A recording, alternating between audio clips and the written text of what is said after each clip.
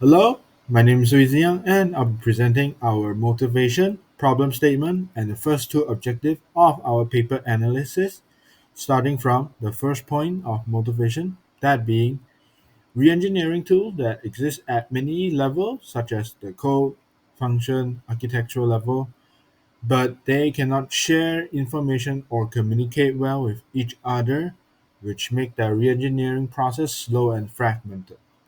The second point is the original Quorum model only supports coded level tools such as extract syntax tree, control flow graph, data flow graph, which it does not include architectural concepts, making a major flaw in the system when trying to modernize a large system.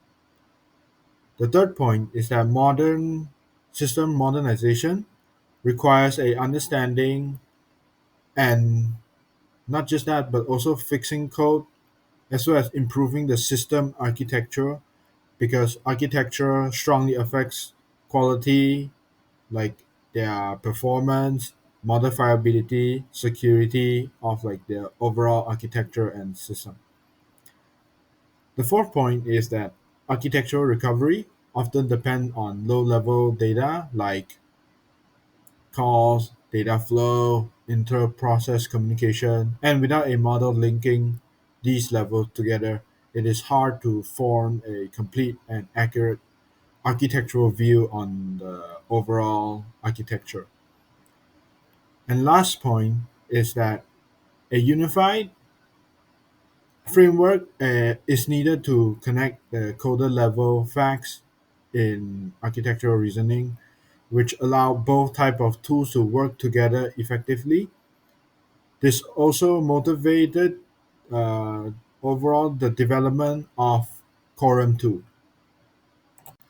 Continuing to our problem statement, starting from the first point, is that current reengineering tools are isolated and incompatible, making integrated analysis difficult because each of the tools has their own data format and their own specific abstraction level that they operate on, which makes it hard for them to work together. The second point is that there is no common framework tools that link code level models with architectural level tools, which creates a gap in teams when trying to move extracted code facts that understanding a overall architectural of a system, which leads to our third point.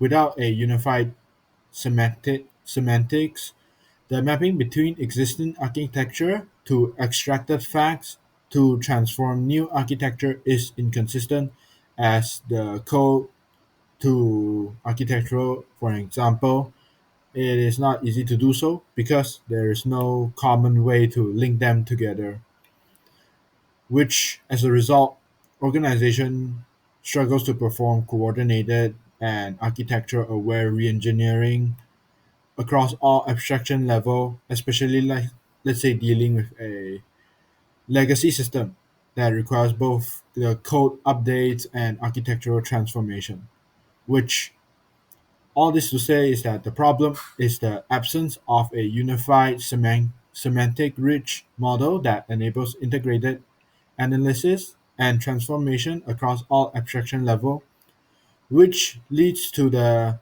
development of Quorum 2, which is a framework that aims to solve these issues. Onto our objective for our paper analysis, starting from the first point, is bridge the gap between code level and architectural level too. Right now, reengineering tools work separately and don't communicate well with each other. So this paper aims to solve that by proposing a integrated framework where these tools can now share information and support each other, which doing so allows team to get a better and more complete understanding of a system from low level code detail all the way up to a high level architectural structures. which leads to the second point, where enhance quorum to support architectural analysis and recovery. The original quorum focused mainly on code level representation, but because modern reengineering requires more than that, this paper now extends the quorum that to include like architectural view, connectors, patterns, and structural relationship. With these new addition, quorum tools become capable of handling both the code and the architecture, making it much more useful for real re-engineering tasks. My name is Lemujin. So right now I will explain the objective that I'm responsible for starting from the third objective. The third objective is to establish a shared semantic representation. This means the author wants a common foundation that describes system element consistency at all levels, from abstract syntax trees to function and binaries to architectural components. This ensures all tools can interpret the system in the same way. The fourth objective is support comprehensive reengineering through the Husserl's model. The formalizes that the whole reengineering workflow, including architecture abstraction, conformance checking, architecture transformation, and redevelopment.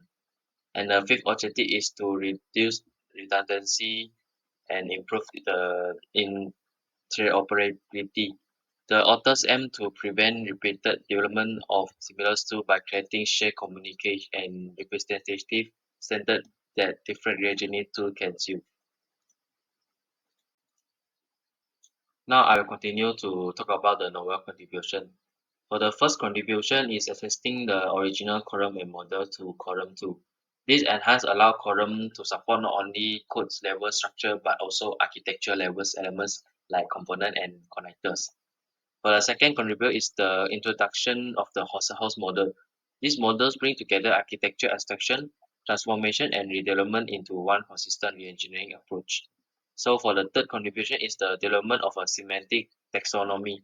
This taxonomy condenses code levels entities to function levels abstractions and then to architecture elements. It enables a clear mapping across multiple abstraction layers which is essential for tool interoperability.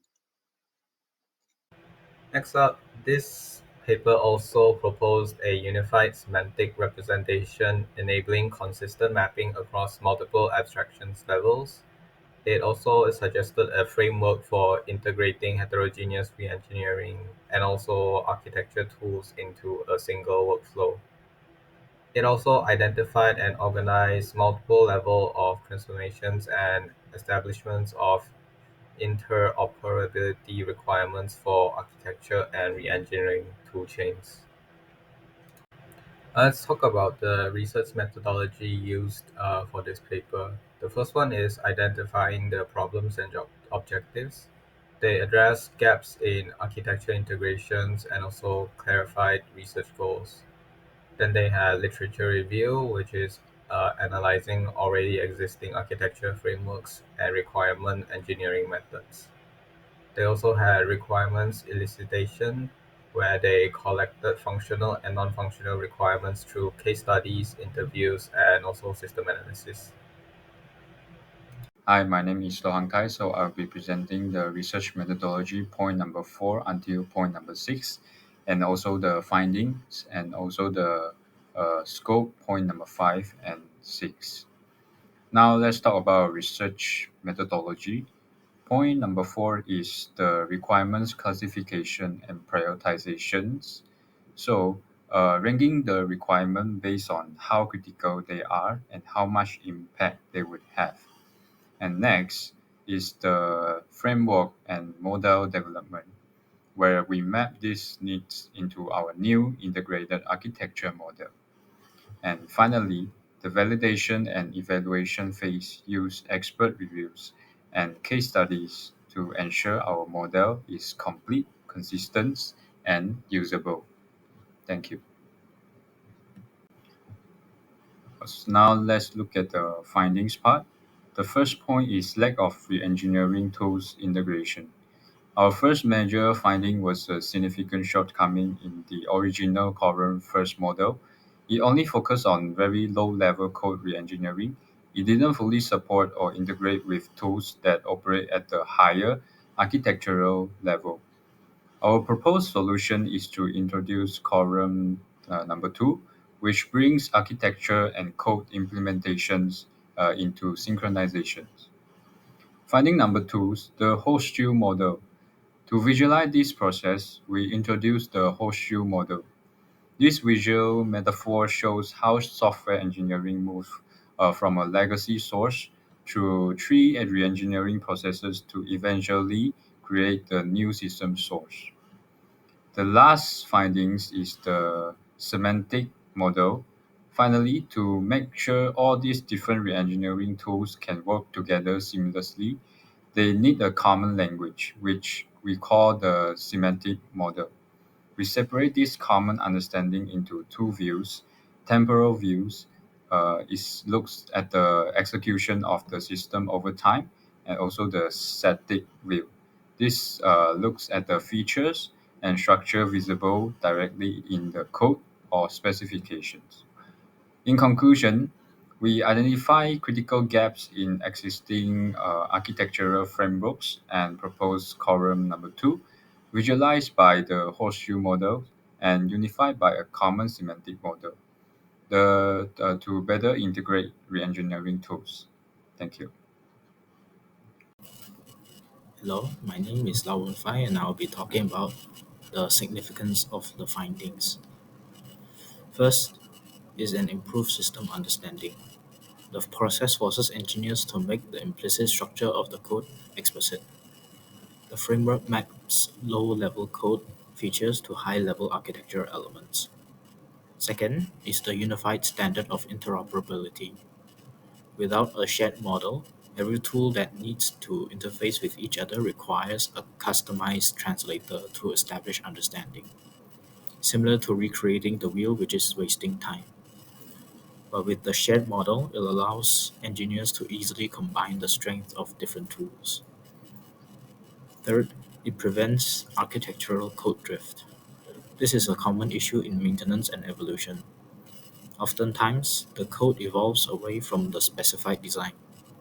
This framework includes a conformance checking step, requiring engineers continuously comparing the as-built architecture against the as-designed architecture to ensure the system follow the design.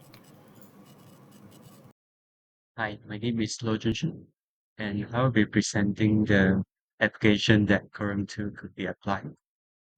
The first is system migrations. This framework is crucial for large-scale modernizations efforts.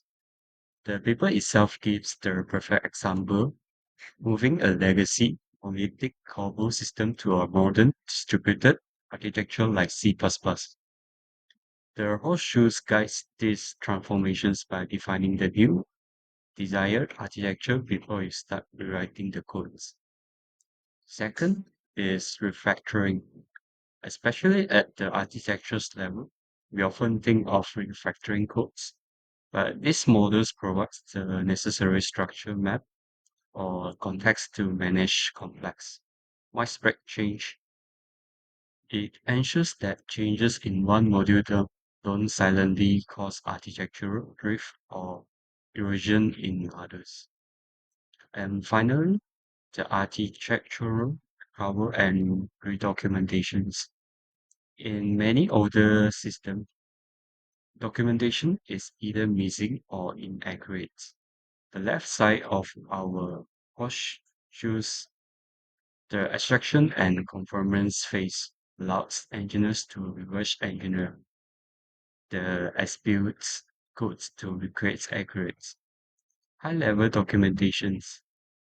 This is absolutely vital for risk mitigations and future maintenance efforts. I'll now talk about the main strength of the Quorum 2 paper. First, the paper provides a holistic and visual model. The authors make excellent use of the Horseshoe model to show how reverse engineering and forward engineering are connected. Their visualization creates a clear pathway from code level understanding all the way up to high level architecture. This helps bridge the gap between implementation details and architectural reasoning, which is which is often very difficult in legacy system modernization. Second, the paper excels in semantic interoperation. Quorum 2 introduces a common semantic foundation that allows different reengineering tools to communicate using the same vocabulary. This is important because many tools operate at different abstraction levels and use different terms like modules, components, or subsystems. The paper solves this fragmentation by defining a shared feature-based semantic model that lets the tools coordinate effectively. Third, the paper places a strong emphasis on architecture. The author highlights that architectural decisions are fundamental and must guide the entire engineering process. This is valuable because in real projects, architecture often gets lost due to years of quick fixes or missing documentation. Quorum 2 brings the architecture back to the center of the process, ensuring that any changes made at the code level still respect the overall system design. Lastly, the paper provides a practical motivation. The author presents Quorum 2 as a systematic approach for updating legacy systems to more modern, distributed architectures. Instead of treating reengineering as an ad hoc activity, they give a structured framework that organization can follow to modernize their system and more safely and consistently. Overall, these strengths make the Quorum 2 paper a meaningful contribution to the software engineering field, especially in the context of legacy system evolution. Thank you. On 5 for telling us the strength of the current tool, and I'll be talking about the weaknesses of the product. First, a primary limitation is that Chrome 2 is still largely a conceptual framework and a set of requirements. The paper itself defines the model, but the authors clearly state that the task of formalizing the full specification and schema and achieving that actually integration is described as a future work. It is a great idea, but it hasn't been fully implemented yet. Secondly, there is a high complexity barrier. The authors explicitly notes that achieving the necessary common semantic underpinning across different tools is extremely difficult. This inherent complexity poses a major challenge getting widespread tool vendors to adopt the model and achieving true interoperability. Next, we have the challenge of abstractions. The entire process of architectural recover the left sides of horseshoes relies heavily on successfully performing complex, often interactive pattern matching and clustering of low-level code artifacts. This is a notorious problem in software engineering. Correctly mapping code functions to high-level architectural concept is far from automatic. Finally, the taxonomy limitations. While the proposal set of temporal of and static features is useful, the authors admit it was designed to cover a large set of existing elements. This means the features set may require continuous evolutions to cover all possible or newly emerging architecture pattern in the future. And that's all from me.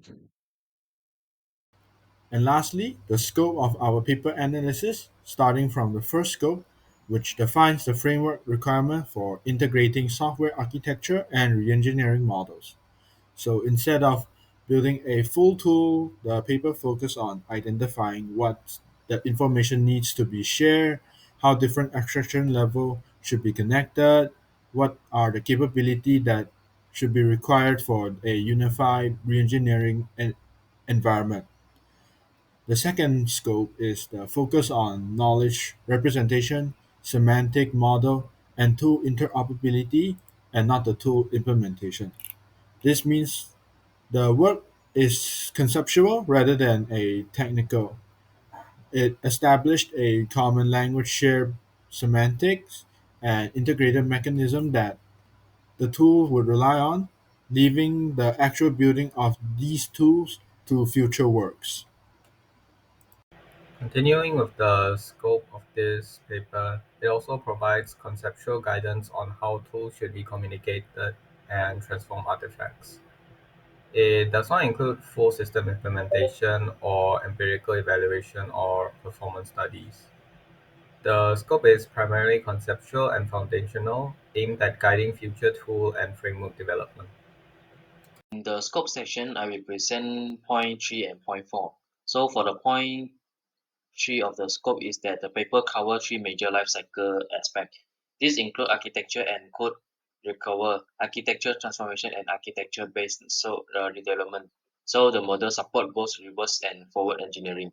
And then the fourth scope point is that it addressing system artifacts across multiple levels. The includes code level structures such as STS, CFGS, and DFGS, function level information like calls and data flow, and architecture level elements such as component, connector, and architecture style.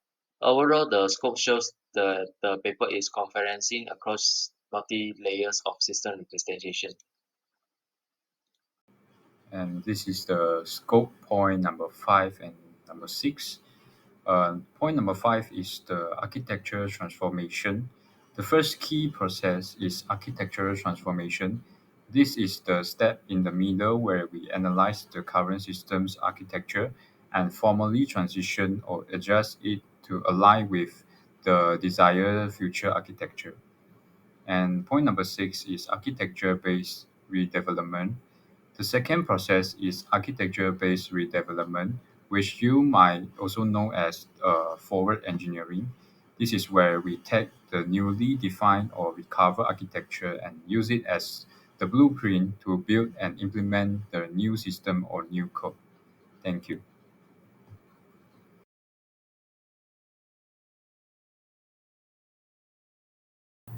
Hello, my name is Lau Bun Fai, and this is my self-reflection on the Quorum 2 paper.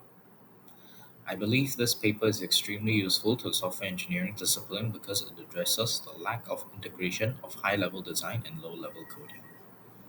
In maintenance and evolution, engineers often lose sight of the architecture when performing maintenance, such as quick fixes. Quorum 2 provides a unified framework that links code level changes back to the architectural models, helping ensure that the system remains consistent with architectural rules. I did the analysis of this paper to search for the findings, significance, and application, then highlighting any points of interest before compiling them into presentation slides. For example, in the abstract section and introduction section, I learned that the Quorum 2 framework was an evolution from the original Quorum model. This evolution is needed because the original Quorum model or reengineering tool interoperation contains significant shortcoming. This point is the one that is highlighted in red. Following that, the author explains the reason is because Quorum does not include architectural concept and tool sets operating on the architectural level. For the second part is introducing the horseshoe visual metaphor. Here described in the second paragraph and in the next slide how the horseshoe is divided into three related processes and four different levels of software representation and how they interact. Here it explains how reverse engineering requires the necessary conformance step, which is to measure to what degree the as-built architecture conforms to the as-designed architecture. Next is, lastly, is a semantic model, which is born because how different tools have different vocabularies and requires it to unify these tools. It also explains the temporal and static view of their definitions. While going through this paper, I did face challenges regarding the paper use of very technical terms, especially in this semantic model section. For example, the explanation of the temporal and static view section. I overcome this by rereading the section multiple times to cement my understanding. In my opinion, the biggest advantage of this paper is the Quorum 2 horseshoe model. It is an excellent visualization of the four abstraction and how the three major reengineering processes traverse the levels of abstraction. On the other hand, the limitation of this paper is the lack of metrics and measurement demonstrating the strength with and without a Quorum 2 framework. Thank you. Right. First, let's look at the evidence for the strength for curve 2, following the covered highlights in the paper. The first, let's look at the yellow highlights is referred to the holistic models. The yellow highlights in the abstract refers to the holistic models, describing the current two framework as the horseshoes metaphor, which connects facts extraction with the learning abilities. The next is semantic interoperational. It is highlighted with dark green. In section 5 refers to the core contribution of symmetric interpolations, stating that the tools must share a common symmetric underpinning and proposing the features taxonomy as the means to unify the value. By following the architecture-driven motivations, it is highlighted with blue color. The blue highlights in section 4 refers to the architecture-driven motivations and practical needs. Listening real-world civil engineering tasks like moving system to an object or an architectures or using a distributed service like Cobra. And the last is the pink highlight.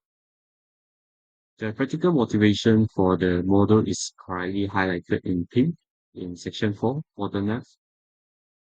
The section confirms that the findings by listing the real-world complex engineering tasks the app framework supports such as updating the system for the worldwide app, moving to object-oriented architecture, and using distributed client-server architecture like Cobra. Right. Now looking at the weaknesses slide, let's see where are the limiteds are found. The weaknesses that the work is conceptual only is highlighted here at the top middle with the green highlights. The authors contrast the essay requirement with the difficult one, the common symmetric underpinning, by focusing attention on the second criterion. They acknowledge that the model is still in the phase of defining these key requirements for current two. By following is the blue highlights. It is referred to the challenging abstractions. It is found in section 3.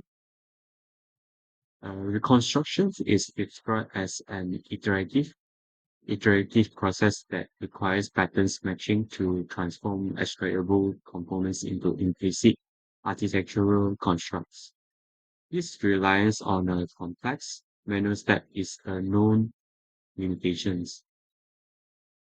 And the next is taxonomy limitations, which is highlighted with pink color.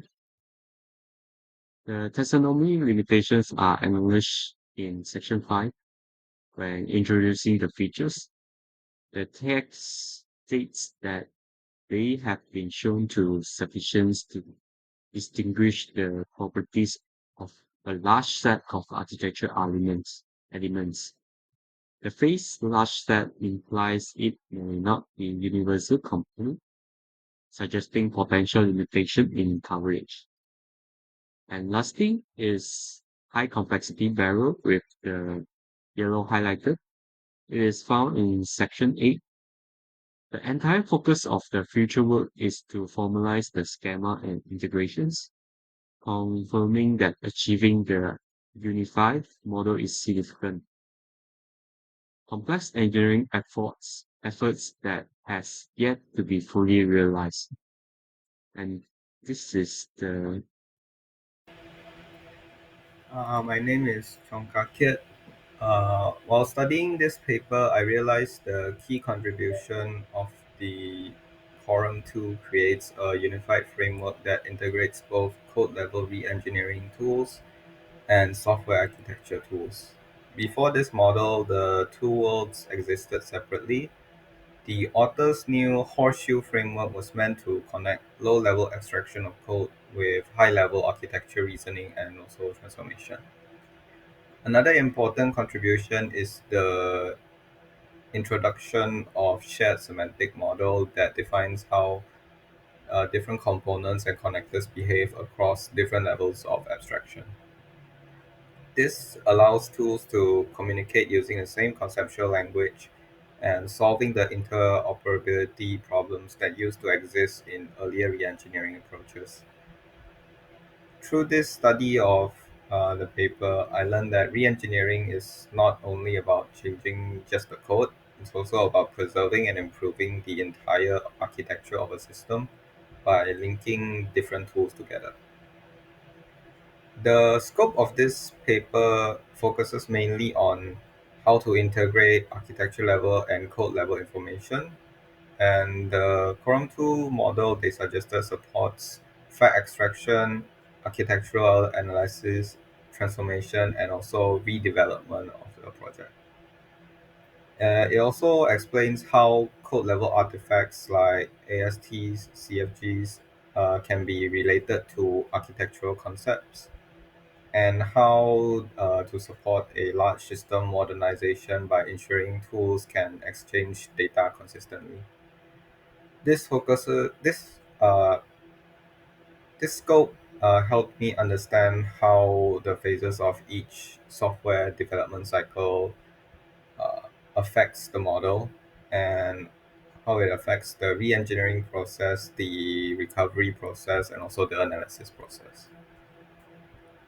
The problems I faced when trying to understand the paper to get the points to write about the scope and also the contributions of the paper was the dense academic terminology and also understanding the model they suggested.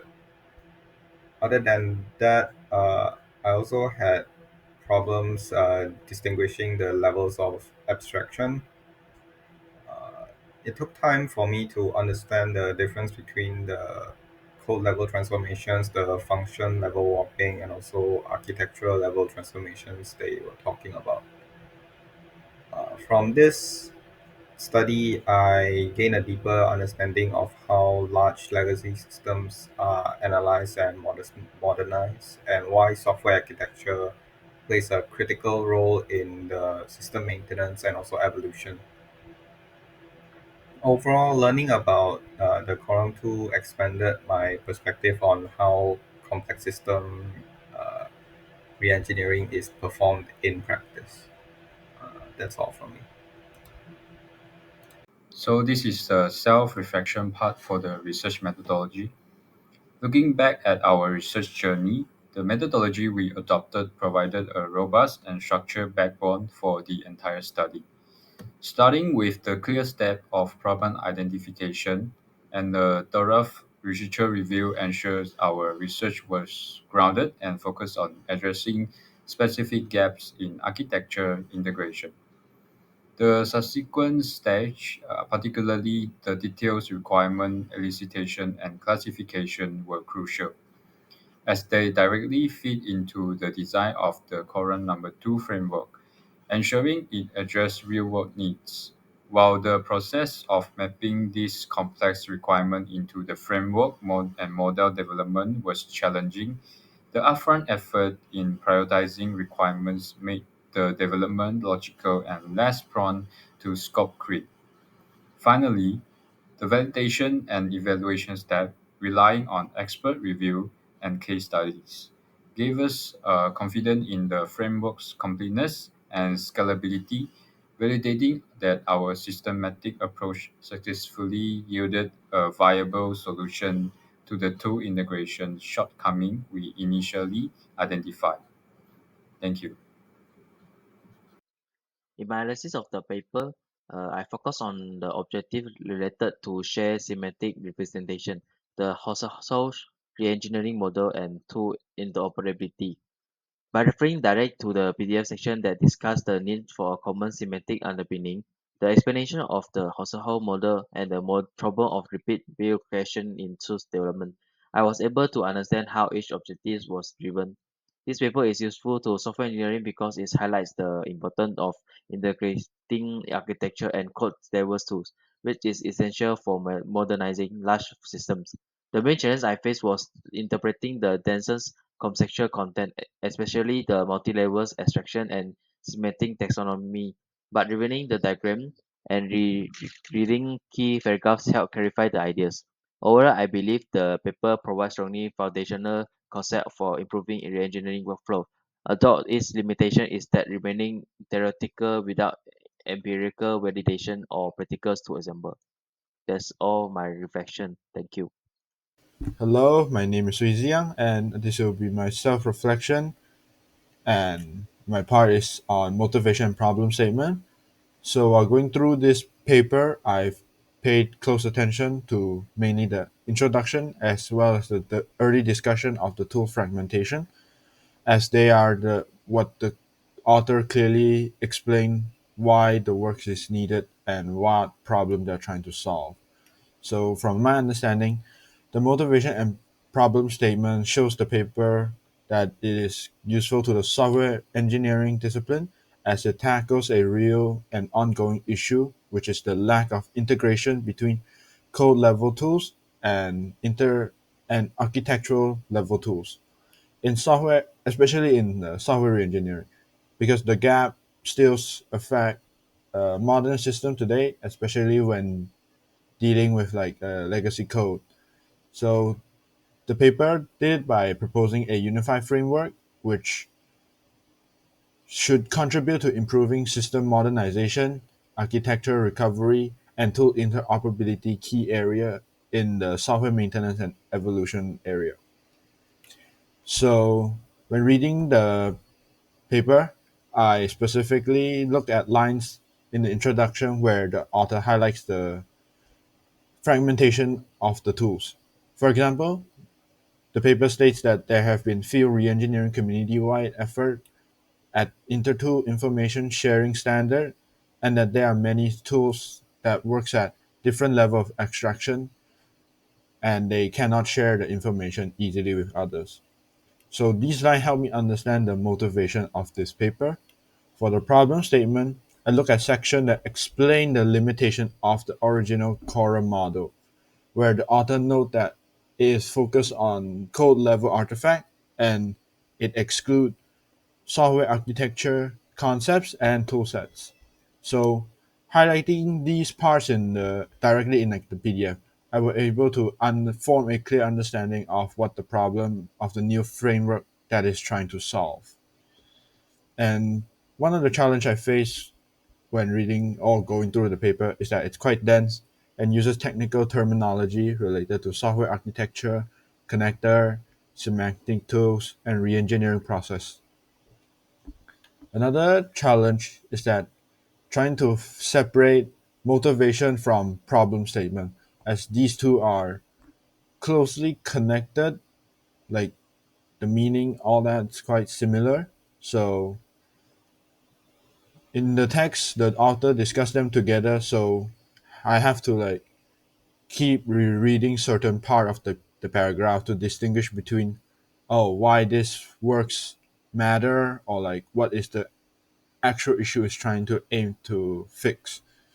So, lastly, in my own opinion, this paper motivation and problem statement are quite strong, and one major of the advantage is that the author clearly justify why a unified framework is needed, and that they provide a practical example showing how architectural reason level reasoning often depends on code level evidence. This makes like the motivation realistic and relevant like to the entire area. However, the limitation is that the paper stays as a conceptual. It focus on requirement and framework rather than showing the full tool implementation or real world case studies. So while this is acceptable for defining a model, it's a means of the practice that practical impact might require more follow-up work. So overall, analyzing the motivation and problem statement helps me to understand and appreciate how the aims of this paper to move the field towards a more integrated and architectural aware reengineering tools. That's it.